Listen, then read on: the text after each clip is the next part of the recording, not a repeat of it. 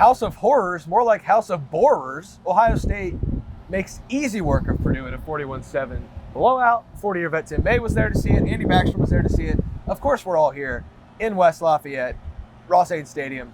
Tim, kick us off after Ohio State 41, Purdue 7 in a game that was 20-0 at halftime and didn't feel that close. Yeah, and was 41-7 the final score and didn't feel that close. Yeah, I didn't think it was boring. I thought this was a pretty good game to watch. I mean, I know for the Ohio State faithful it was because they did get some things going. The thing that stood out to me about this game that showed out is, number one, just like last year, that running back room, is a mash unit. They end up having to they ended up having to send Dallin Hayden into the game as their fourth running back this year. And, of course, Evan Pryor got some time in there, too, some quality time. But I know, you're acting like you don't give me a mess about that. I don't know. No, I'm not. He's really serious right now. No, I'm good. But Dallin Hayden kind of saved the day, much like he did at Maryland last year. But they're still trying to redshirt him.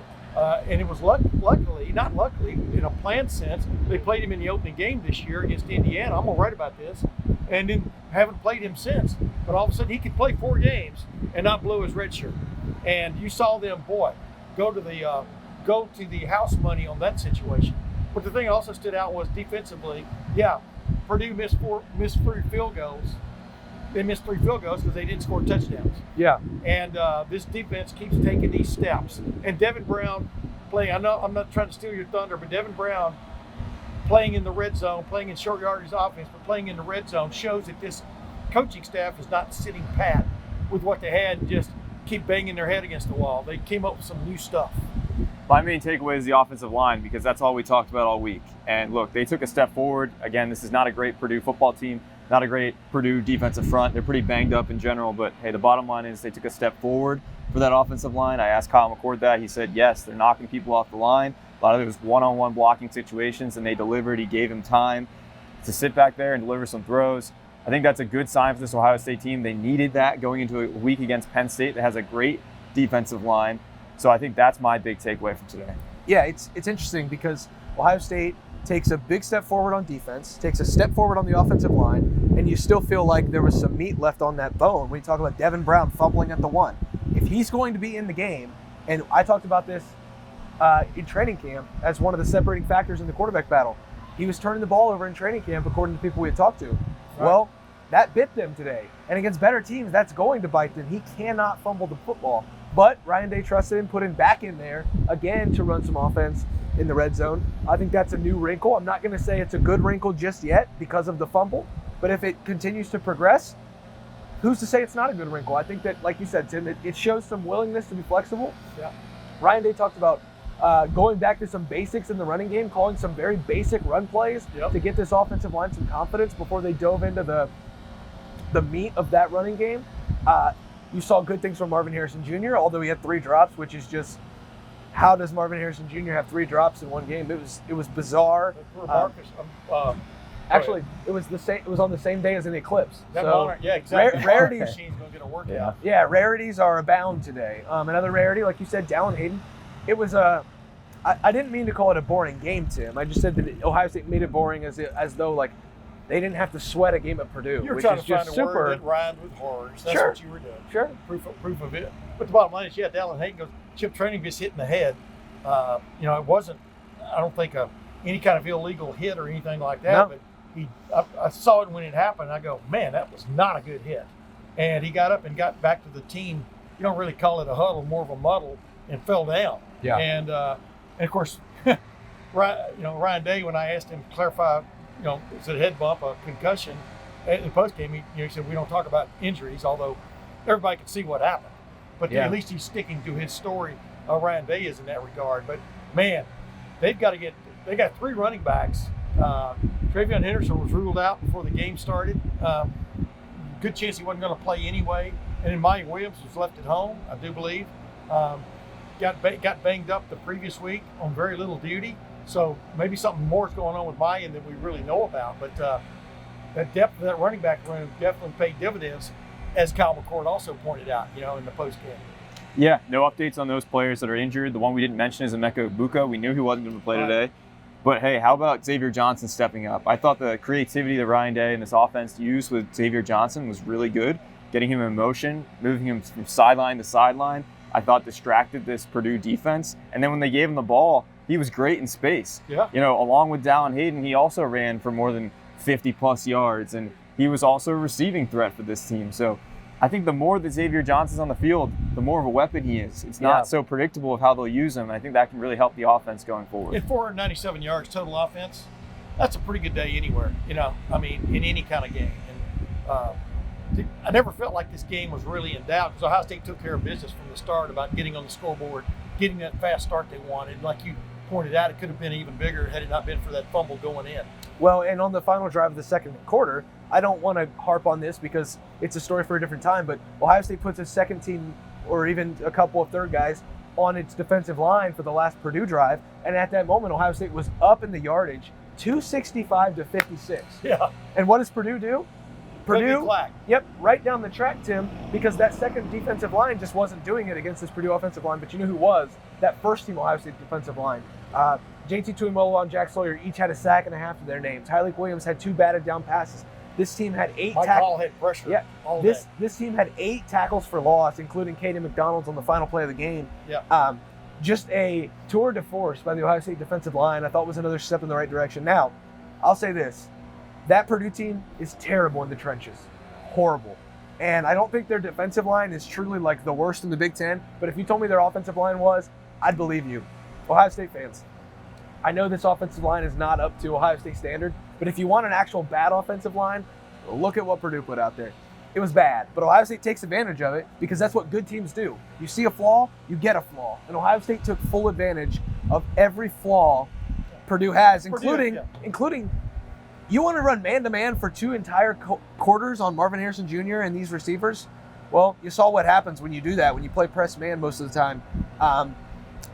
It was a really impressive effort, I thought, from Ohio State across the board today. Of course, there was a couple lapses in the second half. This place was a snooze fest in the second half, crowd-wise, so kind of a little bit of leeway there for Ohio State. I would say you're going to get into a lull when you're up 34-0 and 34-7, but overall, I thought it was a good effort, Andy. A couple of major points I want to mention. Denzel Burke left the game with an injury. We don't know the update on that. That's a big one. Yep. He has been so good for this Ohio State team.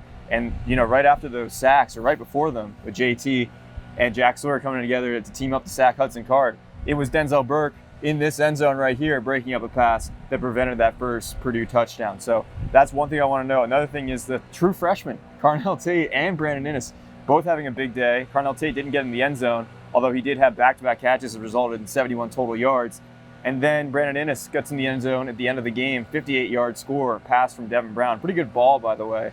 And that's the future of this team. Those are the next 2 wideouts, right? They just come right in. Yeah. And so that's what happens with this team. As soon as someone is out or they get ahead in a game, you start to see the future. Yeah, and we're sitting down here. I mean, how breezy it is right now, sometimes windy, wherever you want to. And the wind was getting increasingly breezier as the day went on, and that ball that Devin Brown threw to Brandon Inniss was a pretty ball, nice catch, and he goes into the end zone with both hands on the ball because he wasn't going to blow that chance. First catch, and he gets a touchdown on it. And let's not forget, Kyle McCord's best throw of the day was actually against the wind, down the middle of the field, down on an absolute dot to Carnell Tate. That was a beautiful pass. It was one of the 2 best passes of the day for Kyle McCord, along with, in my opinion, the first Cade Stover touchdown where he just threaded the needle. He knew where he was going with that football.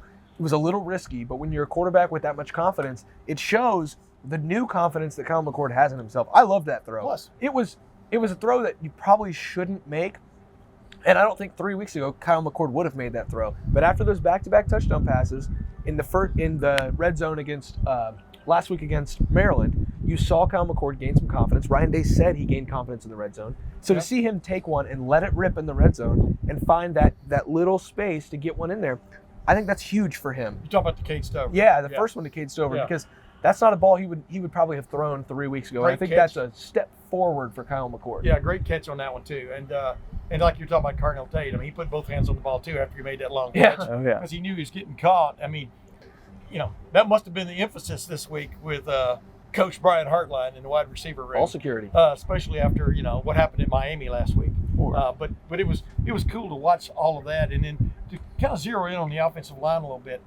I thought the line played pretty well. I don't know if I'd give them an A in the running the strip game. sack kind of takes it down a notch when you talk about grading the performance. But Yeah, but you still got to hang on to the football. Yeah. But I'd give them a B today. I'd give them a solid B today. But, like you just pointed out, they're going against a totally different animal. It is a Nittany Lion. They're going against a totally different animal this coming week. And, you just wonder whether the progress has been made there enough. But bottom line is, in a game like next week, you just do whatever it takes to win. Well, and there's a layer of creativity that we had not seen. I'll give Ryan Day an A for today. He was animated. He was agitated. He was irritated. He laid into a few people, and I think that's a new side of Ryan Day. We're seeing a lot more this year than last year. He doesn't have to yell at Lou Holtz to get animated. He can yell at his assistants, because sometimes good coaches do that, and sometimes that's what good coaches do to get the best out of not just their players but their assistants. I'd give him an A in that regard. And then some of the stuff in the running game, some of the counters, some of the pulling and the motions that Ohio State did to free up that running game, I think is a very good sign moving forward. You've got to be able to create space in the running game, and Ohio State did that today. A for Ryan Day. I would agree with you, Tim. A B for the offensive line. And Andy, just an A plus across the board for the defense. I don't have anything wrong to say about this defense. I don't have anything against this defense today. Well, they had 4 scoring opportunities. They scored on one of them. I mean, I'm talking about Purdue did. But they had to get to those field goal opportunities because they were shut out of the end zone. Well, and that was huge. I like the way the defense rose up, a couple times when Purdue got down deep, just like Ohio State did the week before against Maryland, when Maryland had that great drive going at the end of the first half, and boom, runs out of time. And they did that 3 times today. Ohio State did. So I give them an A definitely on that effort. And this was a defense. This was an offense, Andy, against Purdue, or with Purdue. This was an offense against Iowa that had a lot of chances to score and put 14 up on a very, very good Iowa defense. It got 7 today against Ohio State. I think there's something to be said about that. Well, hey, I don't think this is so much about Purdue not being able to score, because, that's part of it. But this Ohio State defense, week after week, has done this. They've held teams when it matters most. I don't think this is a fluke by any means. I don't think it's just because they're playing Purdue.